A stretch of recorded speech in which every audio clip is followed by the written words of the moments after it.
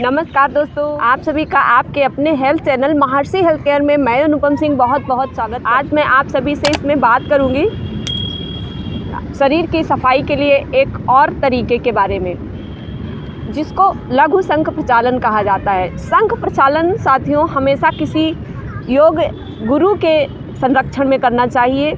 तो उसी तरह आज लघु शंख प्रचालन की क्रिया में आप सभी को बताऊंगी, जिसको करके आप अपनी आंतों की पूरी सफाई कर सकते हैं। जैसे कि हमने नियति करके अपने शोल्डर के ऊपर की पूरी सफाई की थी, कुंजल क्रिया करके हमने अपने पेट की सफाई करी थी, उसी तरह आज मैं लघु शंख प्रचालन करके अपनी आंतों की पूरी सफाई करने की तरीके को बताऊंगी। इसको करके आप अपने आंतों में जमे हुए मल को साफ़ कर पाएंगे, अपने आंतों की पेरिस्टाल्सिस मूवमेंट को इम्प्रूव कर पाएंगे।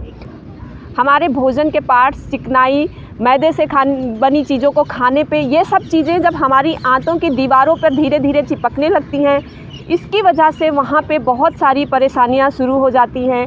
डाइजेशन ख़राब होने लगता है। हमारी आंतों की पेरिस्टाल्सिस मूवमेंट, जिसके द्वारा हमारा भोजन आंतों में आगे बढ़ता रहता है, वो मूवमेंट ख़त्म होने लगती है। इस वजह से हमारा डाइजेशन ख़राब होता है और हमें कॉन्स्टिपेशन की समस्या हो जाती है। तो आज जब हम लघु शंख प्रचालन करेंगे तो इससे आंतों की सफाई हो जाएगी और हमें डाइजेशन, कॉन्स्टिपेशन या पेटों से जुड़ी कोई भी समस्या होगी, उसे बहुत सहायता मिलने वाली है। जिस तरह साथियों कहीं भी कोई भी कचरा होता है, कूड़ा होता है, तो उसको झाड़ू से साफ़ करने के बाद जब तक हम उसे पानी से अच्छी तरीके से धुलाई नहीं करते हैं तो वहाँ की पूरी सफाई नहीं हो पाती है। उसी तरह आज हम पानी के द्वारा अपने आंतों को साफ़ करेंगे। इस क्रिया में हमें 1 से 2 लीटर पानी चाहिए होता है। पानी गुनगुना हो और उसमें नमक मिला होना चाहिए। हम सबसे पहले 2 ग्लास गुनगुने नमक वाले पानी को पिएंगे। उसके बाद 5 आसनों का अभ्यास करेंगे। आसनों का अभ्यास करने के बाद हम वापस 2 ग्लास पानी पिएंगे, पुनः 5 आसनों का अभ्यास करेंगे। इस प्रक्रिया को हम 4 बार दोहराते हैं। आइए जान लेते हैं कि लघु शंख प्रचालन क्रिया किसे नहीं करनी चाहिए। लघु शंख प्रचालन क्रिया जिसको बहुत ज़्यादा हाई बीपी हो, जिसे अल्सर जैसी कोई बीमारी हो या कोई बड़ा ऑपरेशन पेट में हुआ हो, तो उसे लघु शंख प्रचालन की क्रिया नहीं करनी चाहिए। और जिसे बीपी की समस्या हो, उसे नमक पानी में नहीं मिलाना चाहिए। नमक की जगह पे वो नींबू भी थोड़ा सा मिला सकता है।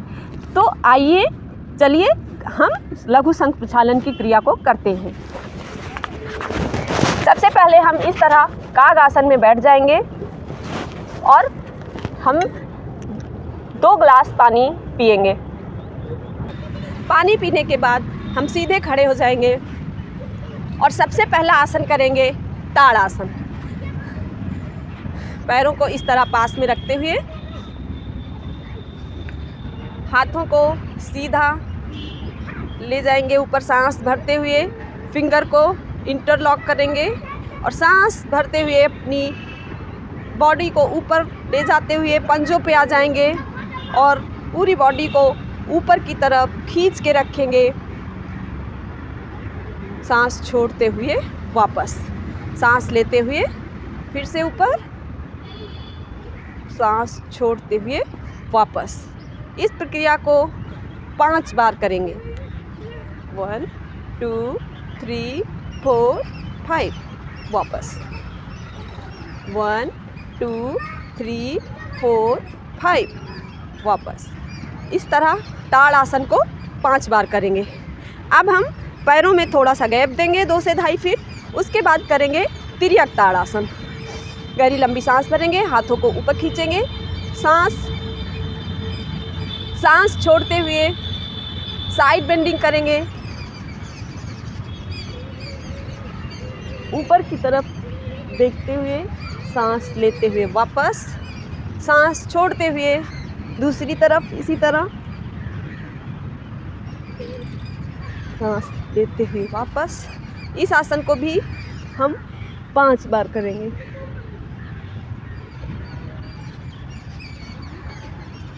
वापस,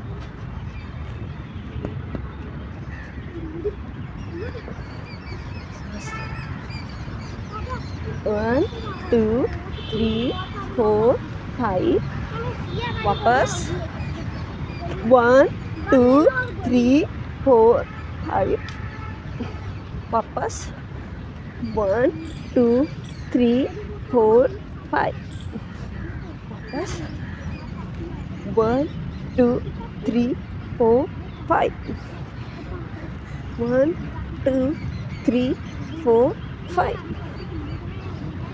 1 2 3 4 5। अगला आसन कटी चक्रासन। पैरों के बीच में थोड़ा सा गैप, हाथों को सामने। पहली टेक्निक, वापस ट्विस्ट करेंगे हम अपने पेट को। इस तरह ट्विस्ट करने से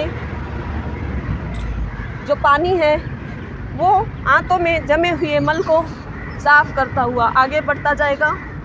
इस तरह इस क्रिया को भी हम 5 बार करेंगे। अब हम कटी चक्रासन की दूसरी टेक्निक भी कर सकते हैं। इस तरह सीधा, वापस,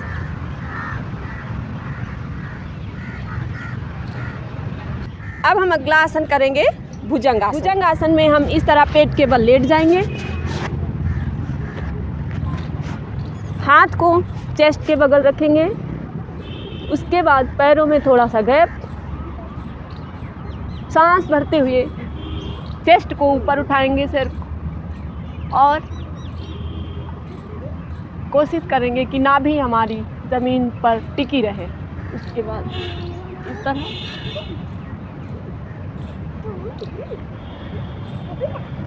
आ जाएंगे, सांस भरते हुए वापस, सांस छोड़ते हुए नीचे, सांस लेते हुए, सांस लेते हुए तिर्यक भुजंगासन का हम 5 बार अभ्यास करेंगे।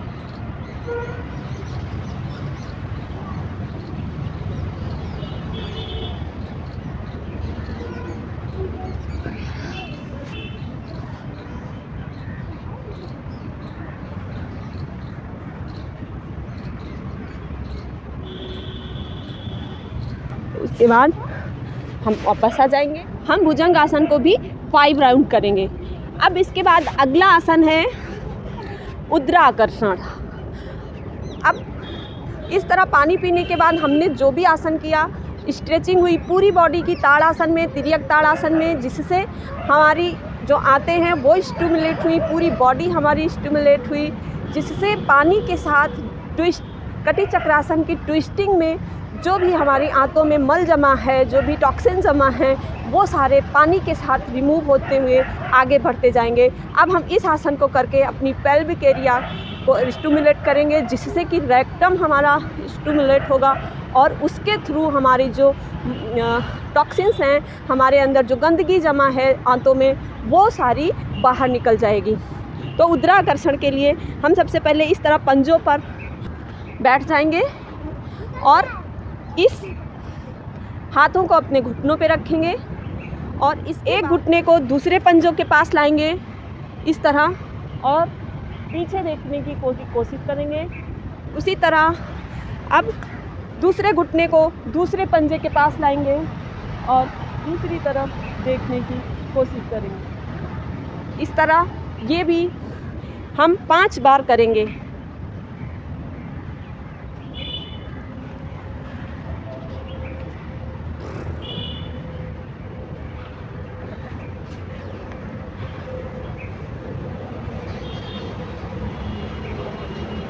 वापस,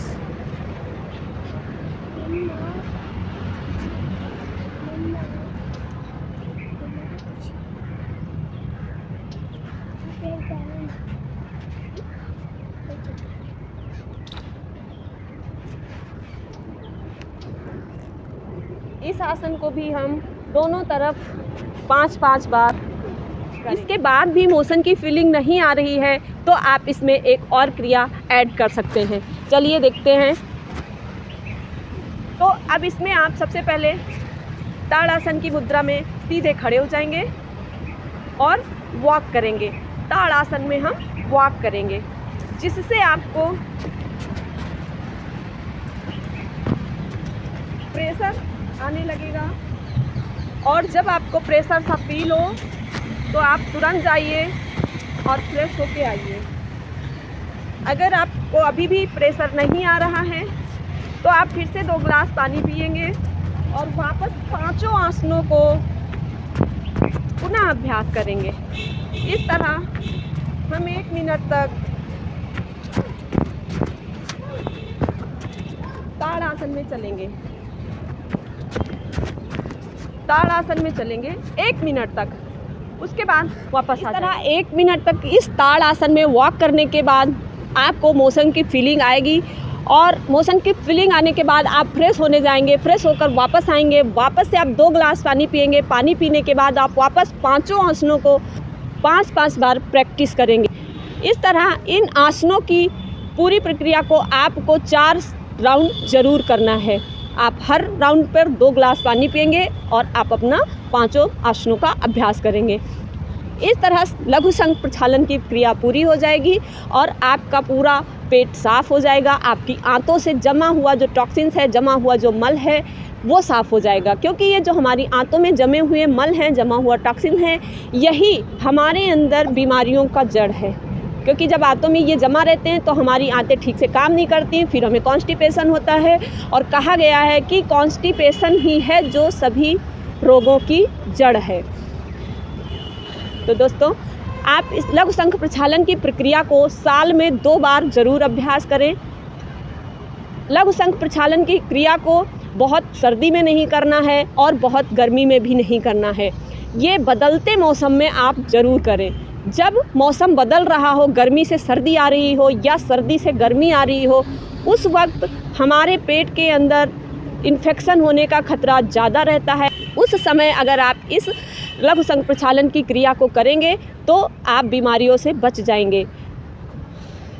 क्योंकि इन्फेक्शन वहीं होता है जहाँ पर वायरस, बैक्टीरिया, इन सबको पनपने अनुकूल वातावरण मिलता है। जब उन्हें अनुकूल वातावरण हमारी आंतों में मिल जाता है तो वो वहीं पे पनपने लगते हैं और हमारे अंदर अनेक बीमारियों को जन्म देने लगते हैं।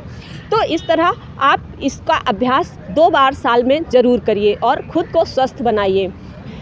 चलिए, तो अब लघु संघ प्रक्षालन की क्रिया को करने के बाद आपको किन विशेष बातों का ध्यान रखना है, वो है कि जब भी आप इस क्रिया को करेंगे तो उसके बाद थोड़ी देर आप शवासन में आराम ज़रूर करेंगे। लघु संघ प्रक्षालन की क्रिया को करने के बाद आप कुंजल क्रिया का अभ्यास भी कर सकते हैं। इससे आपके पेट में जो बचा हुआ अपशिष्ट है या बचा हुआ मल है वो भी साफ़ हो जाएगा। इस तरह इस क्रिया को करने के बाद आप शवासन में रिलैक्स करेंगे। उसके बाद आप मूंग दाल की खिचड़ी बनाकर खाएंगे और उसमें आप ज़्यादा मात्रा में घी मिलाकर खाएंगे। गाय का घी मिलेगा तो सर्वोत्तम है। घी खाने के लिए इसलिए बताया गया है क्योंकि जब आप लघु संघ प्रक्षालन की क्रिया को करेंगे तो आपके आंतों से जो है पानी के द्वारा सफाई होगी और सफाई होने के बाद अगर उसमें ऑयलिंग भी हो जाएगी तो हमारी आंतें बहुत स्वस्थ और मजबूत हो जाएंगी।